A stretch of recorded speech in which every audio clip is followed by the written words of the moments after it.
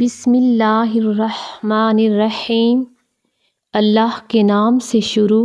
جو نہایت مہربان اور ہمیشہ رحم فرمانے والا ہے۔ حضرت شیخ ابو القاسم کیشری رحمۃ اللہ علیہ فرماتے ہیں،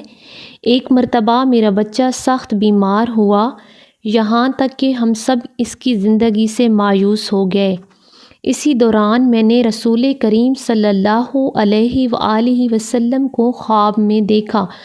اور آپ صلی اللہ علیہ وآلہ وسلم سے اپنے بچے کی بیماری کے بارے میں عرض کیا، اور آپ صلی اللہ علیہ وآلہ وسلم نے فرمایا کہ تم آیات شفا سے باخبر کیوں ہو؟ پھر جب میں بیدار ہوا اور قرآن کریم سے آیات شفا کی تلاش شروع کی، یہاں تک کہ میں نے قرآن میں 6 جگہوں پر آیات شفا پائیں، جو یہ ہیں: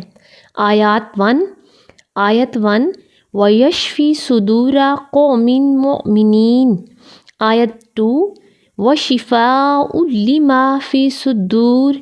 آیت 3 شراب مختلف وألوانه فيه شفاء للناس، آیات 4 وَنُنَزِّلُ مِنَ الْقُرْآنِ مَا هُوَ شِفَاءٌ وَرَحْمَةٌ لِلْمُؤْمِنِينَ، آیات 5 وَإِذَا مَرِضْتُ فَهُوَ يَشْفِينِ، آیات 6 قُلْ هُوَ لِلَّذِينَ آمَنُوا هُدًى وَشِفَاءٌ۔ چنانچہ میں نے ان آیات کو لکھا اور پانی میں دھو کر بچے کو پلا دیا، جس سے وہ اتنی جلدی اچھا ہو گیا کہ جیسے اس کے پیروں کا بند کھول دیا گیا ہے۔